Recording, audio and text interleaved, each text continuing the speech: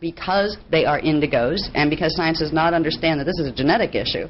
It's not just an orientation of consciousness, it's a genetic issue. They are mistreating them. They are putting them on Ritalin and not using the techniques that would actually help these children. So the indigo children are a neat phenomena that's just beginning to emerge into kind of common slang in the psychological modes. There are people in the psychology areas that are becoming aware that there are these special children that are emerging, that some of them are genius level, some of them are, they just stand out. Some of them are very psychic, which is another part of their abilities you don't hear too much about right now in the public forum. Some of them are very telepathic, some of them astral project by the time they're 4 and remember and come back and tell you. They have advanced psychic abilities. They have potential abilities that make things like the government very nervous, because some of them are literally pyrokinetic, which means if they get angry, they can blow up your house by accident. All right? These children are a phenomena that the more common ones that aren't blowing things up by accident and that kind of stuff, that are just exhibiting advanced characteristics in certain ways or ADD-type symptoms, they're not considered a threat yet. But the ones that are considered a threat, they disappear very quickly. What most people have no idea is going on here.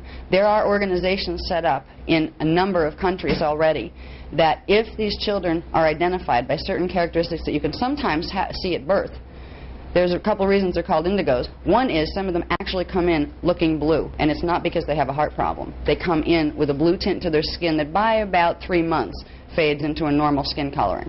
This is genetic again.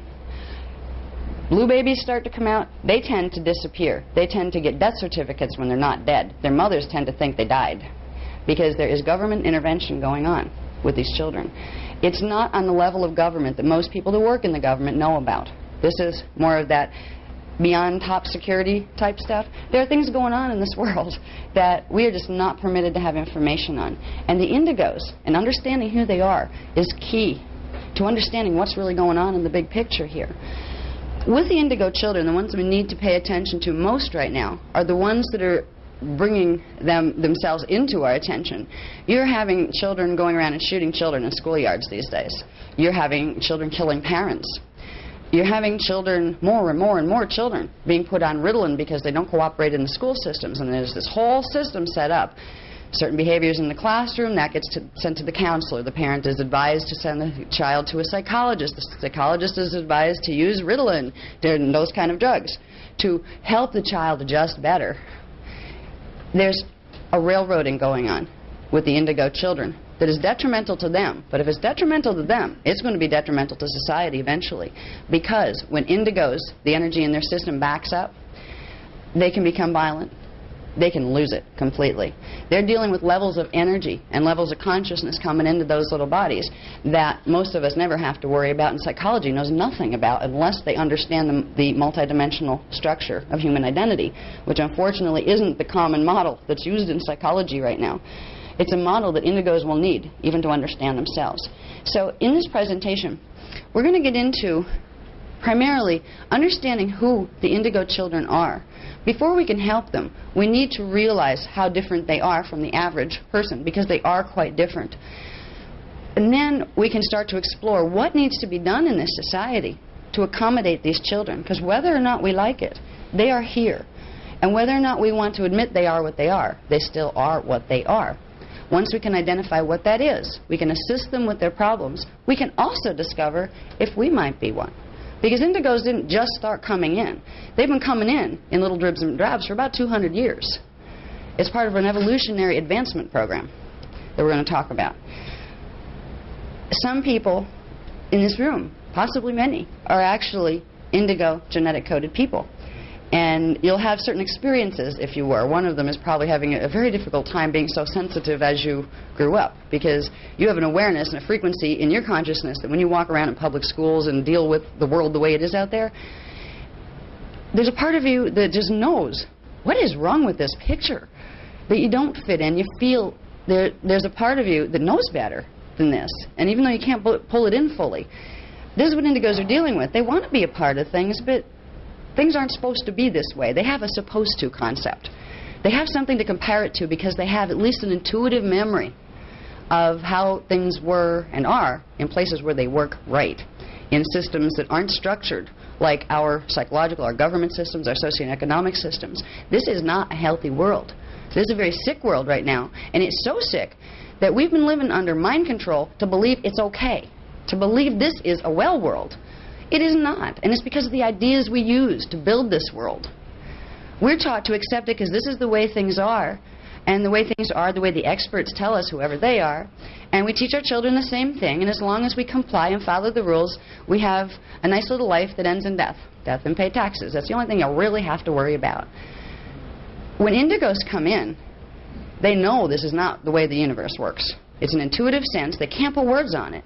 But there's a rebellion that happens in them. And if that rebellion isn't addressed and respected for the fact that they're right, it can backfire. And they can become a real force to contend with, particularly the pyrokinetics that they have locked up in government facilities because they don't know what to do with them.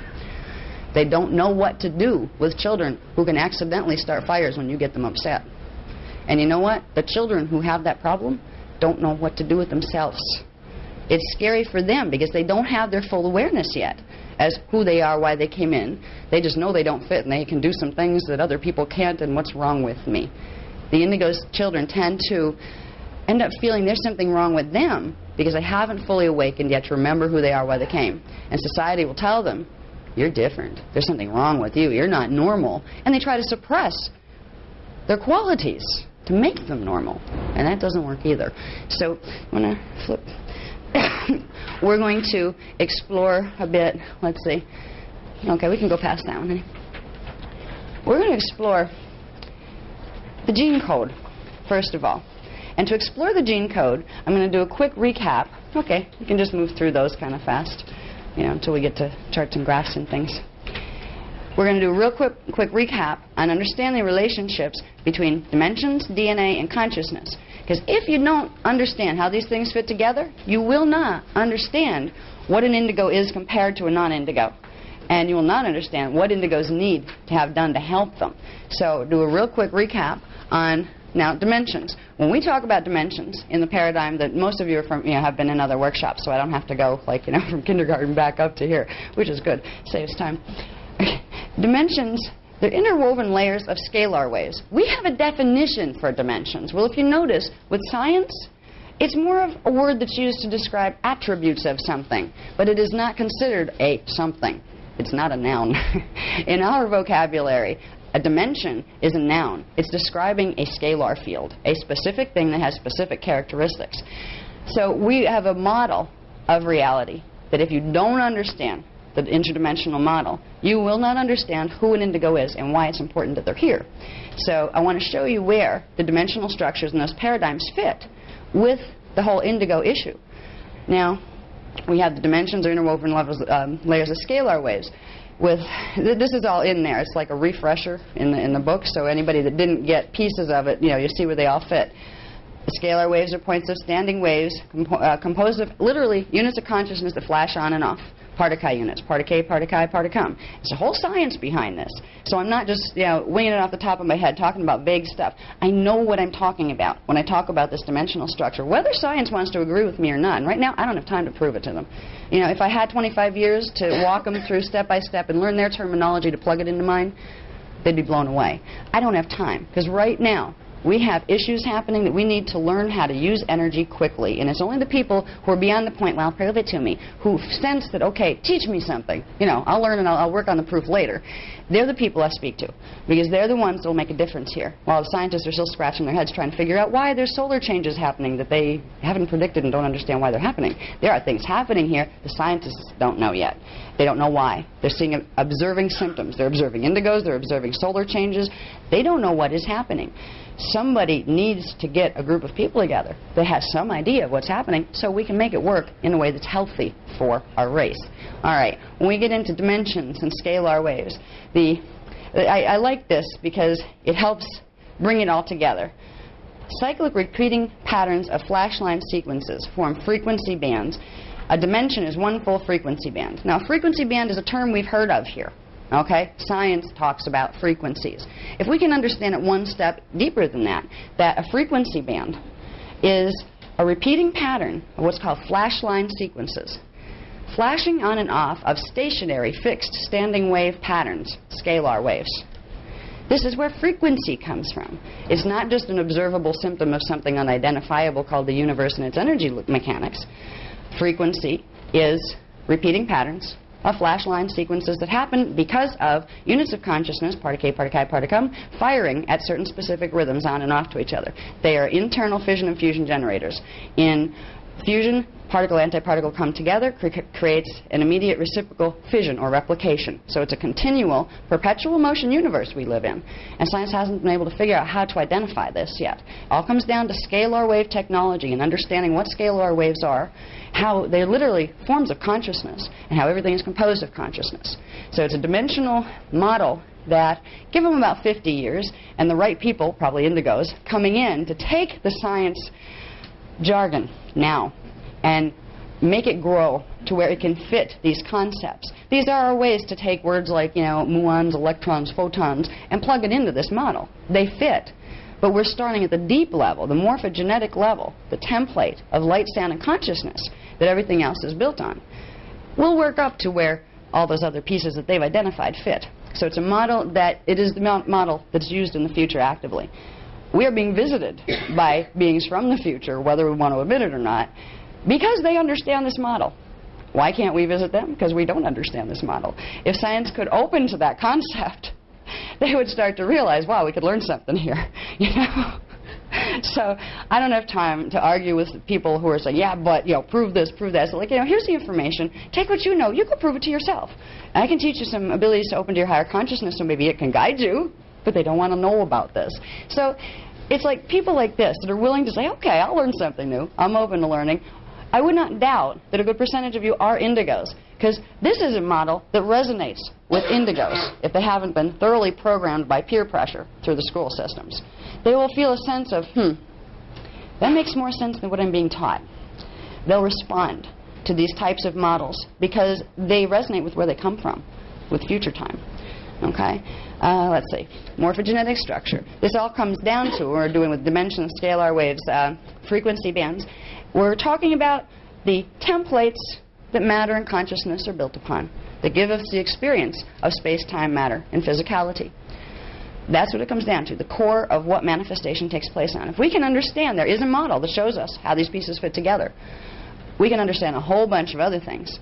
But if you don't understand multidimensionality, you won't understand any of it. You won't understand indigos, you won't understand yourself, you won't understand what religion was trying to teach you all along, you won't understand what science is trying to find. So it's worth absorbing the model, and it'll grow. This model is just the bare bones, the beginning. There's a lot of technical stuff that I don't even want to deal with. Fortunately, it's not my contract, so I don't have to.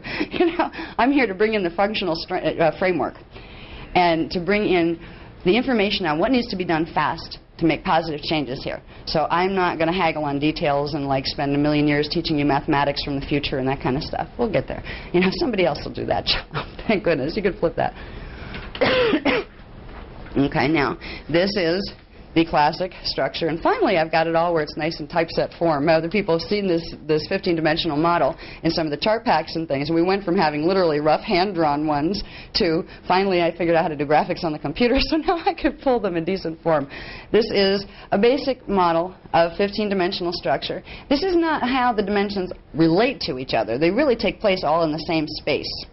All right? But this is like opening it up to show you the basic structure that you're working with. So it is a model, not, it's kind of like doing a painting as opposed to taking a photograph. All right? You're not going to go out there in the universe with a spaceship and somewhere find something like this hanging in the air that, there is your structure of how the universe is built. No, it's an intrinsic relationship that's trying to be shown here with these diagrams. We have basically our 5 harmonic universes. When I see HU there, Hugh, we're talking harmonic universe for those who don't know that. Harmonic universe 1, 2, 3, 4, and 5. They're each 3-dimensional systems. This is where we get 3-dimensionality from.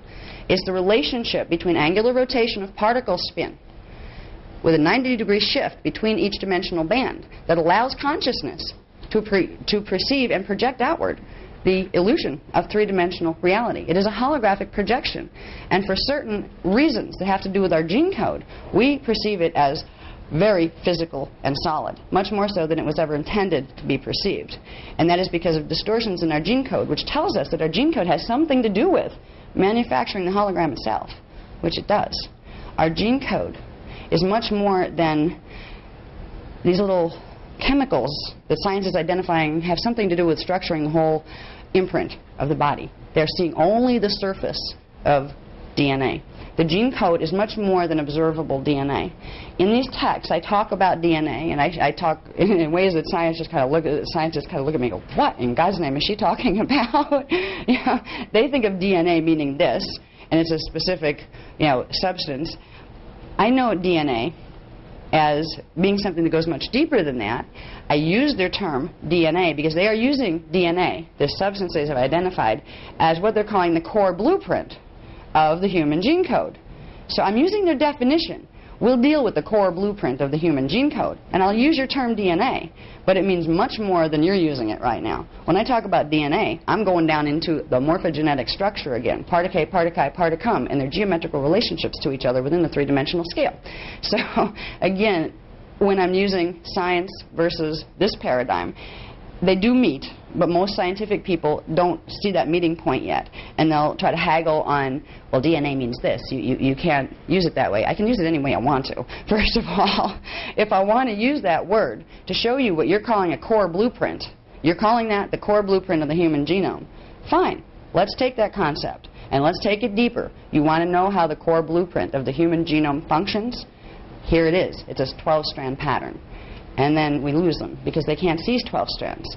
They've only identified a little tiny, tiny bit of what DNA, or the core template, really is. At some point, we'll make a distinction between the whole core template and the manifest DNA, because there is a distinction. What they're calling DNA is really a chemical translation of portions of that core template. So the template is something even deeper. It's a Kathara level. That's what we deal with in Kathara healing, the templates. But for now, when I talk about DNA, I'm referring to the expanded version of that definition as being the core template of the genome. It's important to understand how DNA functions. If, first of all, you want to be able to control your own consciousness. If you don't realize your consciousness and your DNA are intimately intertwined, if you don't realize that if your DNA is not activating properly, you can't bring in higher levels of consciousness because it serves as a block to those frequencies coming in. If you realize DNA is a grouping of scalar points that have certain relationships to each other that need to be active in a certain way to bring other scalar waves that carry your consciousness in, you start to understand the relationship between your body, your mind, and your spirit. And this is a relationship that science to this day refuses to acknowledge because they can't figure out how to prove it. They're walking around in bodies. You'd think they'd be able to at least sense it, but they get so indoctrinated into what they're considering high science here because they don't have anything higher to compare it to, that they get caught up in the mumbo-jumbo jargon to the point where they have no idea how their consciousness relates to their mind or their spirit or their body. Spirit is something that doesn't even exist to most people in the scientific paradigms. And our societies are being led by these people. They're the experts now that tell us how everything works. They're the ones that decide the systems that will be built on how those things work. They don't know how things work. We're having systems built and structures of society set up to serve something that they don't know anything about. And they're putting themselves up as the experts. Science has become our God in this culture. And there's a backlash movement where there's a lot of people saying, forget it, I don't want science at all. And they go totally into religion because they have nowhere else to go with it. This is a medium point where you don't have to buy into heavy religious dogma from twisted, distorted documents that were left. There were good documents once upon a time, but boy, have they been messed with. And a lot of it just by men who were trying to control masses of populations. There's an option. It's learning the structure. It's learning the fact that there was never a separation between consciousness, body, and mind. There always and always will be a unit. But you can convince yourself in your hologram that this isn't true by believing a certain set of ideas that tell you these are separate entities and not intimately intertwined. Science will not show you how your spirit plugs into your mind and plugs into your body because they don't know. They probably would try to show you, or they'd at least try to bottle it and market it and make a profit if they knew how. Okay? That's what a lot of where science goes now is about. That's a lot of where the paradigms that we're being taught as how things work and what the solutions to problems are, like Ritalin for indigo children. This has more to do with corporations that manufacture that drug and kickbacks going into programs, nonprofit programs that need funding given to them by people who manufacture Ritalin. This was just found. I saw it was funny. I was getting ready to do the Indigo workshop. 3 o'clock in the morning one morning, the show comes on. I don't even know who broadcast it. It was on like one of those public service channels. Somebody did a documentary recently tracing the corporation that makes Ritalin and its relationship to the ADD Foundation. ADD Foundation is supposed to be a group of people that are helping children, parents of children, with children who have been diagnosed with attention deficit disorder and attention deficit hyperactive disorder. All right? One of the things that they endorse is the use of Ritalin as part of their protocol. It's a good thing. It will help the children. They have put together videos of parents.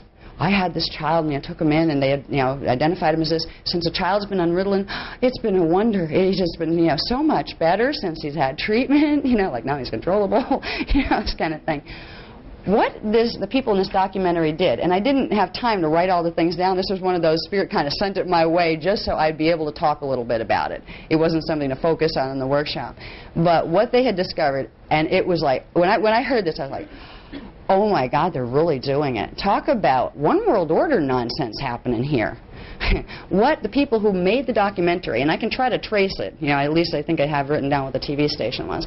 What they had found was, first of all, and it's not mentioned in any of the literature, the organization, which I believe is national, maybe international at this point, that I think it's the ADD Foundation or whatever. This is the organization that if you have a child having problems, teacher has a problem with your child goes to a psychologist refers you to a support group, okay? You go to a support group for parents who are trying to deal with children that have been diagnosed with ADD.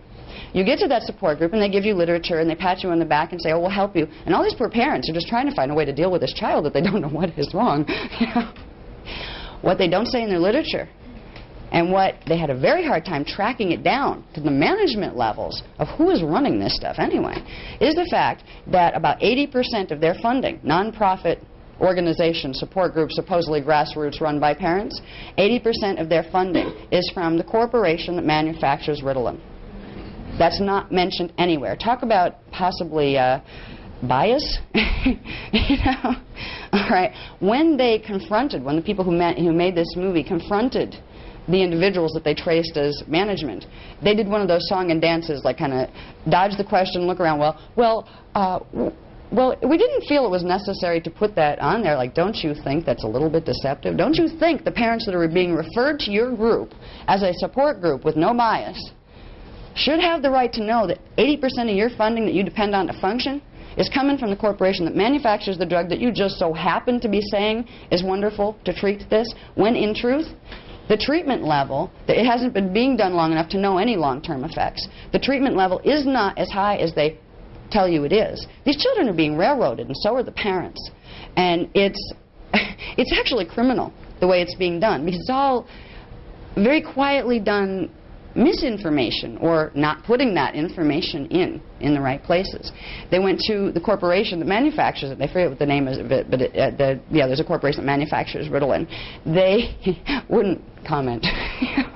Other than to issue like one of those statements that you don't talk to anybody, they just send you a little form letter that acknowledge that they do support numerous different types of non-profit organizations for various reasons. Yeah, so you get them to buy, to endorse using your drugs to treat the problems.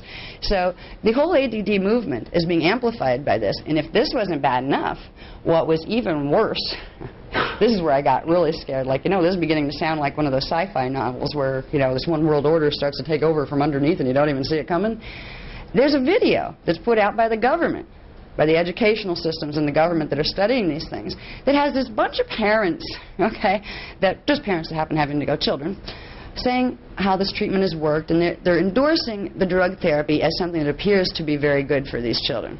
Okay, they're not saying it's the only treatment, but they're saying it appears to be the way to go with these children, of course referring you to support groups, right? What they don't tell you about the video is that I think there were 3 primary parents featured.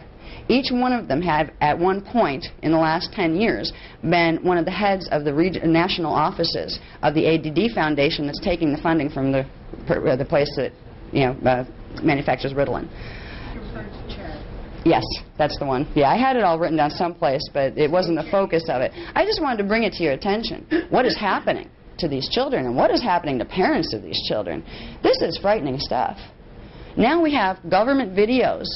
And, of course, everybody turns to the government. When you don't know what to do and you're just a citizen and you want help, you go to doctors, you go to school systems, you go to government education programs because they're available. And you're being taught that this is the way this is to be handled. The reason you're being taught that comes down to bucks. It's not because they care about your kid. And it's not because they care about you. It's because they care about padding their own pockets. And they also care about making sure the pharmaceutical industry gets bigger and bigger and bigger. Drug therapy is what they would like to see as the thing of forever. It's profitable. It keeps people controllable. It gives medicine, science, and government, as a group that might want to hold hands someday, the ability to literally put you under mind control because you agree to let them. This is a problem that's happening here, and the indigos are bringing it to the surface. It's starting to, when more and more of these children come out, and more children are being identified as ADD and hyperactive and all of this, there needs to be a point where some of these parents say, and some of them are already saying it, there's something, I just don't feel right about this drug therapy. I just don't feel right about this. I don't care what the experts tell me. And okay, my kid's out of control. You know, I'm trying to figure out what to do with that, but I don't think that's the answer. On this show, interestingly, one more thing I want to say about this show is they had, I believe, 12 children who were on Ritalin or there was another similar. What was it? No, it wasn't Prozac. Cyclert? I believe it's Cyclert. Cylert. That's it. Yeah. They interviewed the children. You know, they were from ages maybe 7 through 18. And they asked them, out of every one of those children, they said, I feel like I'm in space. They said, I don't even feel real anymore. I've told my mother I want to be off it. But she says, no. It's like, yeah, it's like, I can think a little more clearly in certain ways. I can focus better. But I'm not even me. This is how these children were answering these things. The children are having their parents say, oh, we love you, we want to fix you. The kids are saying, I feel like I'm in outer space on this stuff. It's doing something bad to me. Please take me off it. And the parents are saying, no, I can't do that. I'm trying to help you. You know? So it's a catch-22 all the way around. There has to be another solution. But the solution is going to come. Okay, I'll take questions later, okay? The solutions are going to come by understanding, first of all, what in the world we're dealing with indigo children. Because the experts are not going to figure this one out. If you don't understand multidimensional structure, you're not going to understand one iota what an indigo represents. And you're also not going to understand the level of respect they deserve. Because they deserve a level of respect. They deserve to be accommodated here. They're not here by accident. They're here by design, and by plan, and by invitation. And they need your help to remember, once they come into the gene code, just like all of us, bang, the shades go down. And all of a sudden you're here, you don't remember who you were before you came here, and you begin a finite life experience. They need to awaken if they're going to finish what they came here to do. It's up to us, the parents of indigos, the society around indigos, even if you're not parents. We need to be aware that they're coming, aware that they're here, aware that they need our help, to give them the paradigm that they can use to awaken themselves, so they can finish doing what they came to do to help us. Because they came here to help us, but not just us. They came here as part of a very large plan that's going on. And this is something that it's probably going to make a lot of psychologists dealing with indigos not want to hear it at all. Because it's going to get into another area that there's many people who haven't made these connections yet. We have some interesting groups of people emerging in our society. We have indigos over here with physical evidence of all these kids being stuck on ADD because they have all these weird characteristics that are associated with uncontrollable behavior. They're indigos. We also have this other really weird group of people over here, you know, the fringes of society, called your alien abductees, okay? People are reporting alien abduction phenomena and all of these things. They seem to be like worlds apart, having nothing to do with each other.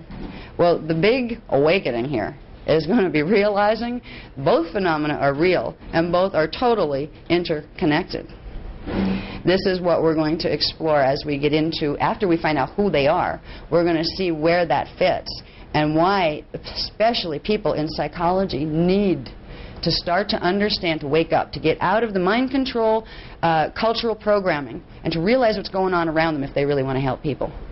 Because again, you have another group of people, contactees, abductees, and a lot of people that are even just channeling are stuffed into this category of, you know, weirdos, okay, fringe of society stuff. You take them to a shrink, okay? And I call shrinks in psychology something different. A shrink is one from the old school because they shrink your mind. They will put you on drugs and they will put you in institutions if you astral project. If you talk about astral projecting, they'll put you on lithium or something else to make it go away. Okay? They are helping you to shrink yourself. So when I refer to shrinks, I'm not being derogatory toward all people in psychology or psychiatry. True psychologists and psychiatrists are helping you to understand and develop your mind, your psyche. Shrinks are helping you to stunt it. And right now, the majority of the people in the psychology movement happen to be shrinks. Why? Because they've been taught to shrink their own minds and perceptions. They've been taught a model. They limit themselves, and they will limit you because they don't know how to do anything different. It needs to be acknowledged, if we want to become functional in dealing with the reality around us, that these fringe groups of people are trying to tell us something. Something is going on here. The abductees are not having sleep apnea problems. They are not having hallucinations. They did not get sexually abused in childhood and transposed it into latent repressed memories of having aliens mess with them.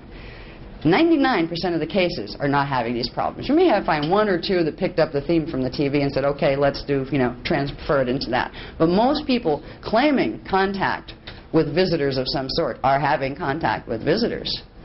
And this has everything to do with the indigo children. I don't know if mainstream psychology is anywhere near ready to understand who indigos are, because they're not just human children with special characteristics. Indigo children are hybrid children. We are in the middle of a race expansion program.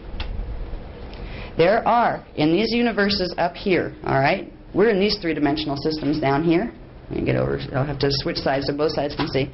Down here in harmonic 1 is where our reality fields take place. We look up in the stars, our galaxies are all happening in this space down here, dimensions 1, 2, and 3. We have a 15-dimensional structure that's called the time matrix, the morphogenetic structure of universal construct that we all exist within. Up here you have harmonic 2, dimensions 4, 5, and 6. They are at higher frequency. There's a different angular rotation of particle spin. They're actually in the same places here, but it's like shifting them a little different. So we don't see them and they don't see us. They're a level of expansion compared to here. These systems up here, they have their version of Earth, of the Pleiades, of the Cirrus systems. Those things are reflected up there too, because what you have here is a progression of matter density. When anything comes into manifestation, it comes in through the 8th dimension, begins with the highest frequencies in harmonic 5 as waveform, moves down into a little slower waveform, which becomes pre-matter, liquid light. From there, it breaks itself down into a smaller waveform that becomes etheric matter, which is silica-based matter rather than carbon-based. Breaks down from there into a semi-etheric matter, harmonic 2, which is still physical. These are still considered physical matter systems. They have dyspadial qualities. You walk around in a body. You have things to step on. It's not all, just floating around as consciousness. And then we have us down here in gross matter systems. This is a progression of matter density. That is the way you become manifest. So the fact that we're down here and have bodies running around down here implies that there's other manifestations all the way up this scale. Because consciousness comes in and breaks itself progressively down. We're even related to those things that live in the higher dimensional fields. All of us start as a matrix of consciousness up in the higher fields and break down into smaller families, smaller groups, until finally we become individuated individuals. We are related to the interstellar families, and they are very, very real. We're going to show the lineage today as we move through this program. This is the first time in about, I think they said since about 200,000 years ago, that the whole basic lineage was shown as far as where did we come from. Because if we want to understand how indigos differ from us, we need to understand what us means. And most of us have no clue, because we've been fed false history by a false science that doesn't know anything about the majority of reality. We're down here. All of these systems are more advanced than we are.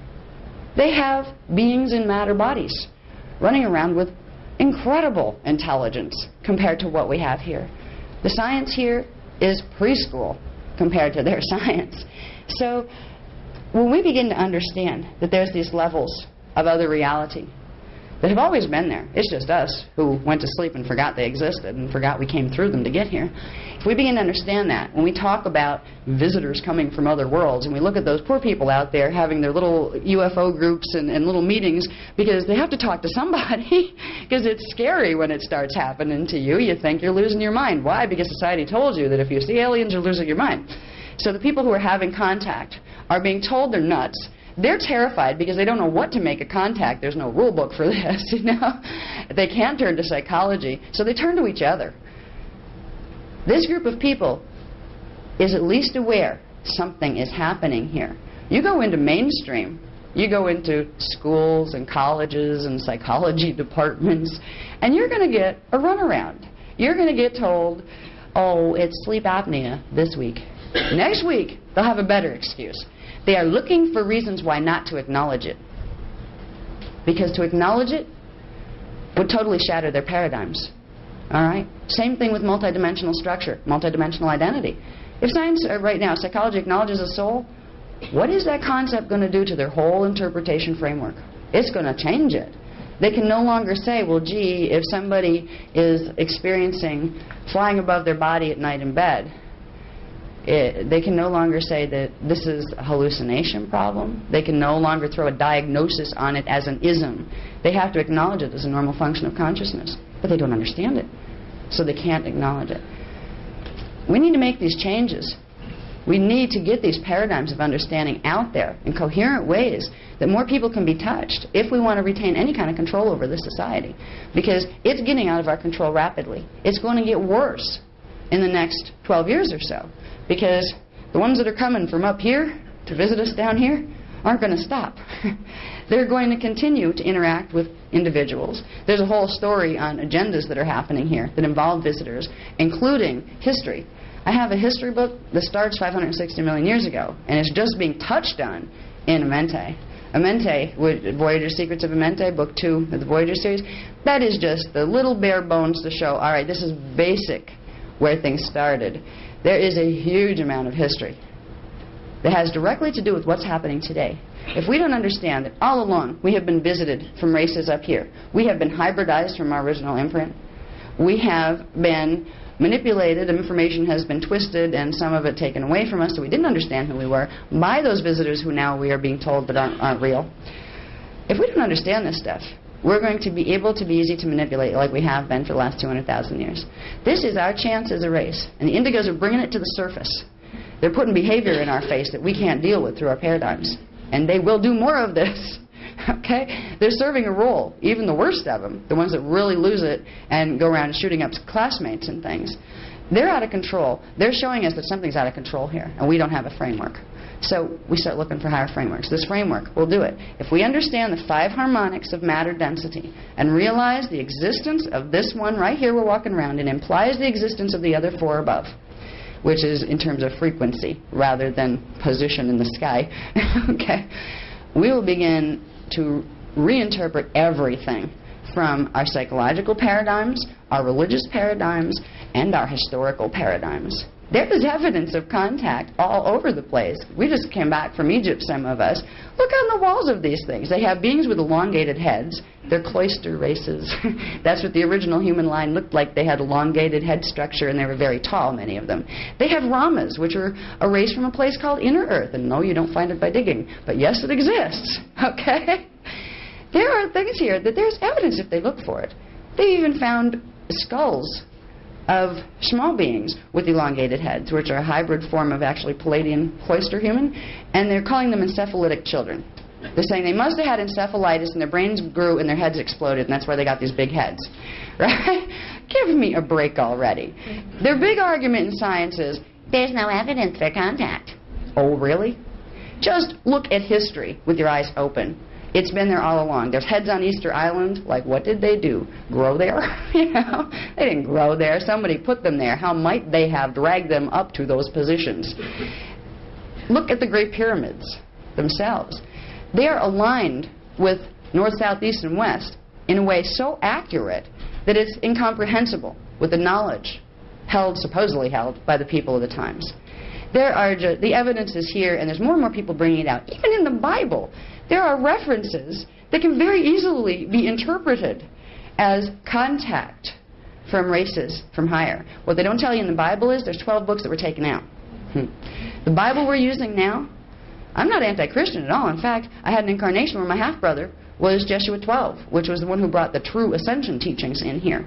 And he was in here at the same time as the other Jesuit, so it was a little confusing. They're not telling you in the Bible anymore about the books of Enoch. The books of Enoch taught about the Nephilim, who came down from the skies and interbred with humans. And they created a race of giants. And they created painful births for females. And they were banned from this planet. This stuff was written down in the ancient texts. The books of Enoch were taken out, along with other books from others who knew. And a lot of that happened through the Inquisitions. There was information, there's still information buried in France that was left behind to one day be found that verify some of this stuff. The history we've been taught is nonsense. The fact that we came out of apes, we didn't. The fact that we grew out of fish, we didn't do that either. Well, closer to that, but if we did, it wasn't here. We started up here as far as our physical manifestation goes. Harmonic 4, etheric matter density. You don't get into physical matter density without starting up here and working your way down. Our lineage goes all the way up the 15-dimensional scale. And the 15-dimensional scale relates directly to DNA, which means there is a race line that goes up through the dimensions that we emerged out of. You're not going to find the origins of humans on this planet. You're not going to find the origins of indigos on this planet. Okay? They're partly from here, but they're partly not. And we're going to get into explaining the genetic codes a little bit, how DNA works in relation to the dimensional scale, so we have a refresher on how that relationship works, because we've done it in other workshops before. Then we're going to start to show the differences between what the standard human DNA is, what the indigo DNA is, and what the DNA is of some of these fictitious characters we hear about in the Bible. Even the Bible mentions Nephilim. They're a race of ETs, okay? Call them fallen angels, call them what you want. But they are, most of them from harmonic 2, some of them are still in harmonic 1, which means they're physical just like we are, that interacted with our race at various times. And we need to acknowledge the fact that these guys are real. If we want to understand anything about indigos, they're not Nephilim, not exactly. They're more than that. That's good, because if they were just Nephilim, we'd be in trouble. We'd want to find another planet to live on, because the last time we had Nephilim here, they took over the human race, and they were literally, the higher ones from up in higher harmonics came in and said, we'll blow up the planet if we have to, but you're not going to do this anymore, because they dominated this race, and they were going to totally wipe out its evolutionary blueprint. They were not our ancient friends, let's say. The Nephilim were a race that was a hybrid race between humans that were here, cloister humans, which have higher DNA than root race humans. We'll talk about that too in a minute. They're hybrid between the humans that were here and a visiting race called the Anunnaki. The Anunnaki are a Sirian strain. They were from the Sirius star system in harmonic 2 and harmonic 3. The Anunnaki, just like the human lineage, is actually very, very ancient, but the Anunnaki are older than we are. And they went into a stellar heritage that went up into these harmonics. The Anunnaki, on occasion, interacted here. And when they did, they usually caused a lot of trouble. They messed with the gene code. They interbred. They did genetic manipulation. They have sciences that are so far beyond what our science knows. They don't even need to use a knife to get into your body to fix something. They know how to move the energy and put their hands in. There's a few healers on the planet. They're getting good at that too. So these are people, beings, with technology far advanced. But unfortunately with the Nephilim, there's certain parts of their DNA missing that blocks out certain parts of their cognition. And it's the cognition level that goes with compassion and the frequencies that allow you to plug in without even realizing the harm that they're doing, of creating real messes and having no feeling, no remorse, because they don't have the ability to identify yet. They're stuck in their evolution. They're brilliant as far as intellect perceived by the one consciousness. One of those experiences is individuation. We're really all one being, but we've gotten into that in other workshops. All right, so when we're dealing with these outer levels of the energy matrix, when we get into identity structure, we have a part of ourselves that exists in each one of these systems that we'll talk about later. These correspond to what's called ultra-terrestrial consciousness. We have extraterrestrial consciousness coming from up in harmonic 2 and harmonic 3. We get into meta-terrestrial consciousness and Christed consciousness, where they get into the pre-matter liquid light, where the imprints aren't as messed up as they have become down here. The original patterns of cognition, the original patterns of scalar waves that get you out of density and back into your higher levels of cognition are here. So going in through here, these are considered meta-terrestrials. When you get out into here, in the expanded levels, it's called ultra-terrestrial consciousness. And that represents consciousness corresponding to what is called ascended mastery. When you hear about ascended masters, my first question is, when somebody says, I'm an ascended master, from which level? And they kind of look at you, well, ascended master is an ascended master. It is not. Some of them, right now, that are interacting with us through channeling, are actually from up here, harmonic 2, okay? They have maybe fifth dimensional consciousness. And they're saying, we're the ascended masters, follow us. They'll get you to here. Most of them don't even remember the rest of this yet. You're not an ascended master until you go up through the whole evolutionary cycle, pull your consciousness back together, 15 dimensions, then pull it back together into 3 levels of the energy matrix. That is an ascended master. Okay? So we have a lot of stuff coming out in the channeling movement that all sorts of things are claiming to be ascended masters. Well, just because you ascended to one harmonic, yeah, all right, you ascended technically speaking, but being ascended and being a master are 2 different things. When we are dealing with indigos, we need to understand this distinction, because they're not just coming from here. And when we get into the gene code and start to understand who they are and why it's so very important that we acknowledge this, and we begin to create a movement, and I don't mean just a little movement in New York City. This information has to get out, even if it's not in the overground where you'll have the system trying to stomp on you and shut you up every time you open your mouth. There needs to be created a movement of awareness, especially the spiritual people who understand at least some kind of spiritual stuff, that there are spiritual dimensions. These beings need protection and they need assistance, and they are very, very important to have here. They're important to our survival, and they also deserve our respect. Okay, can we switch to the next one? Okay, these are, I'm just going to show you quick the levels of matter density I was talking about. You have in dimensions 1, 2, 3, carbon-based biology, physical matter density. Harmonic universe 2, dimensions 4, 5, 6, carbon silica-based biology, physical matter 2. This begins the transmutation process. When we talk about ascension, which I talk about in a lot of my workshops, what I'm talking about is DNA doing something different than it's doing right now that allows for the process of the carbon-based biology to progressively transmute into carbon silica, then progressively into silica-based biology. Meanwhile, you're going from physical matter density to semi-etheric to etheric and progressing your way up and out. All right? It is a scientific process. This was called the ancient Merkaba sciences. These were sciences that were understood by the elder races and used. A lot of the reason there's no evidence left, they left. I mean, seriously, there were cloister races here that did this on a regular basis. They came down, had experiences here, sometimes seeded some root races, and then they just transmuted themselves out of here. You don't have to leave a body behind. There were ancient civilizations that knew this. There's other reasons why there's evidence missing too, but the evidence is also there if we reinterpret. So these are the levels, anyway, of the matter density levels that go with the 15-dimensional structure. When I was talking before about units of consciousness forming standing scalar waves, I was talking about these things, particle, particle, and particum.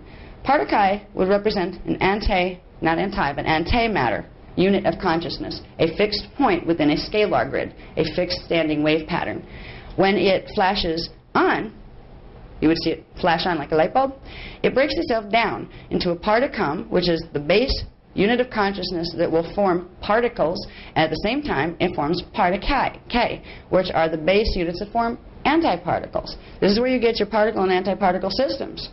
It's simply the constant flashing on and off. It's called particle phasing, where they come together in fusion, disappear, demanifest, and turn into antimatter units, and then flash back on, becoming that standing wave, and go into particle and antiparticle base, and everything evolves on that. That's the base structure, the template that all the particle science has identified are building on.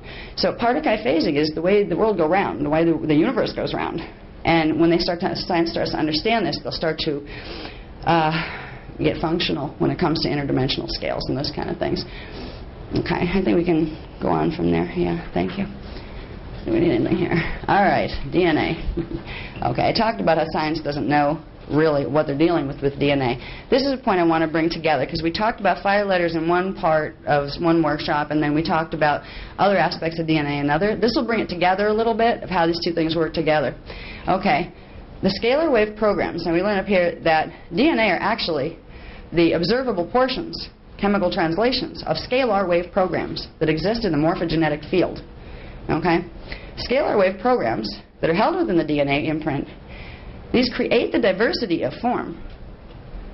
Different programs of scalar waves create different DNA in the manifest levels, which creates different biologies. Okay? These programs, though, the scalar wave part of the DNA,